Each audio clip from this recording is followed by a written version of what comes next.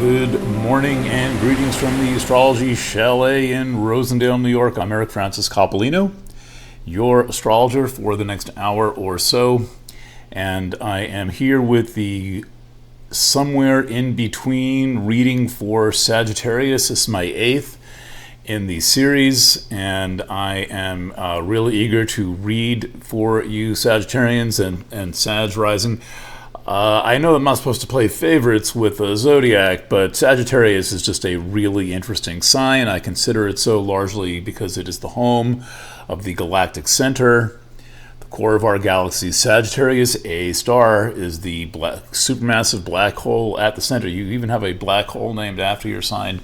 And then also the great attractor, the focal point of Laniakea, the kind of watershed of all of our local galaxies, 100,000 of them or so. Find a common focal point, a common kind of home in right in the middle of Sagittarius. I am recording in a different setting than I normally do here in Ulster County, New York, close to home. I thought it would get a shift of energy, a change of scene, get out in the country a bit, away from the fire engines going by every 15 minutes and Black Lives Matter protests interrupting things, and get a change of energy. I've been working on this whole project now. I'm into pretty much 2 months solid. Working on it every day. I'm eager to get to the end, but not that eager, because I'm going to be sorry to leave it behind. However, I've got so much momentum and energy and so many ideas cooking that I kind of have a feeling I'm going to keep developing this. And the spring reading is coming right up, where I'm going to emphasize certain things a little bit more than I'm emphasizing in this reading. In this discussion, I'm going to, first of all, let's see, de novo look at your chart. I have not reread the somewhere in between written reading. That all seems like it was so long ago and so far away. I think now today is the 19th of the 19th of January. Pluto enters Aquarius tomorrow evening in about 36 hours from now, from what I'm reading, and I finished the written readings on the 8th. Wow, it's really been almost 12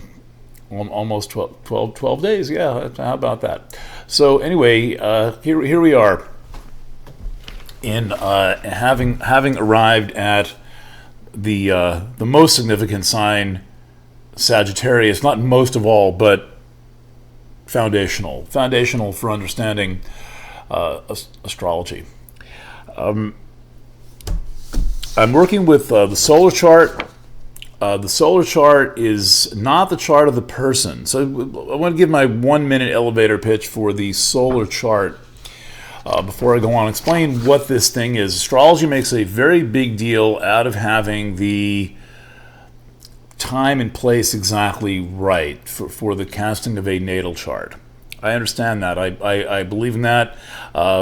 My friend and esteemed colleague and sister in pursuit of unraveling the unknown, Cindy Tice Fergusa, Sagittarius, work hard.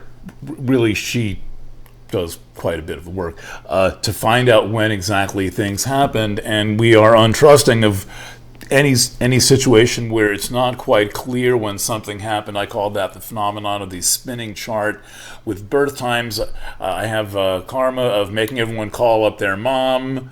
I sit there and I sit wherever we are and ask them, is your mom around? Give her a call, find out when you were born. But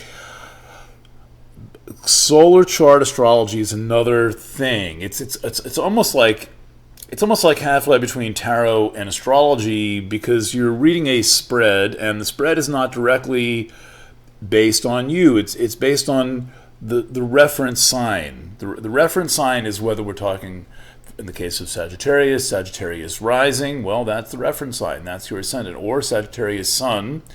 We just presume the sun is the reference sign.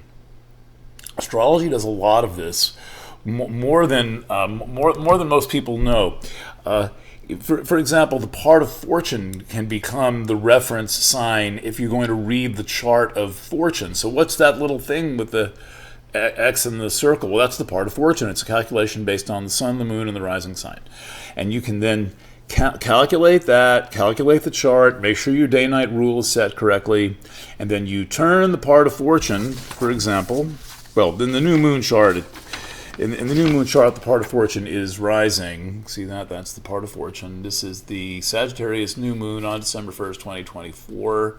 That's the main chart that I'm using. But in the new moon chart, the part of fortune is always rising. But that's just based on the sun, moon, ascendant calculation. But most charts are not set for the new moon. So there's a way to read the chart where you just take the part of fortune, you turn that, you pretend that's the first house. Astrology does a lot of this. What the solar chart is the chart for the sign and not the person. Now you think, well, what good is that? Well, it works pretty good if you know what the limitations are.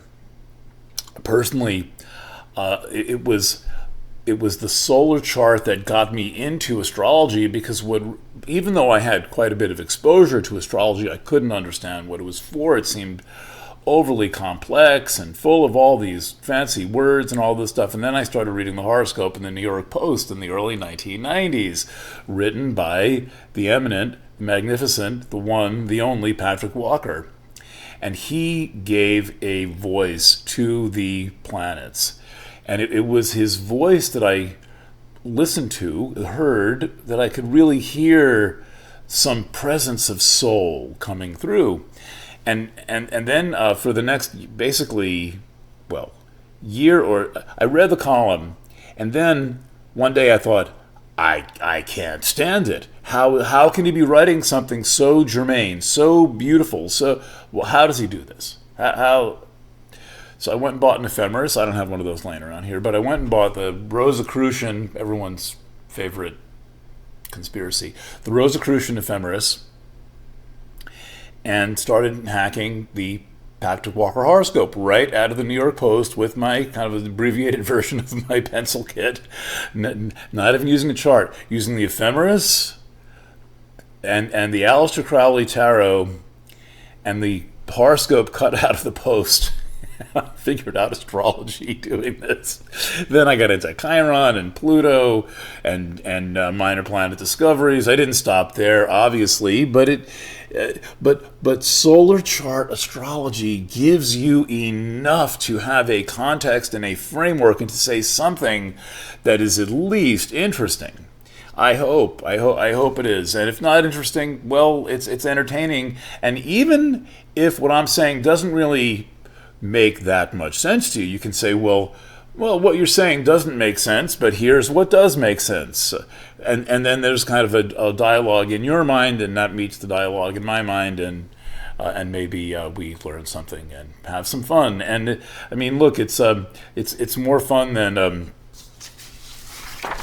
the average codependency and trauma website. So and astrology is pretty good at handling serious spiritual and psychological issues because it provides such an open framework. One last pitch for the astrology chart. These slices of the pie are kind of mansions of heaven. Each is just approximately, in this chart anyway, 30-degree slice of the sky, but there's 12 houses overlaid by 12 signs. That's a lot of viewpoints. Normally, we're used to one viewpoint. Bam, accept this, or or you're gonna get a ticket. Wear a mask. That's it. No other viewpoints allowed. One viewpoint.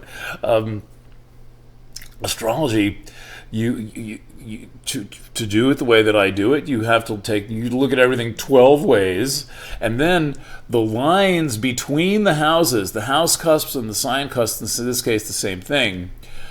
Each of the houses provides a kind of an extra blended viewpoint between the two.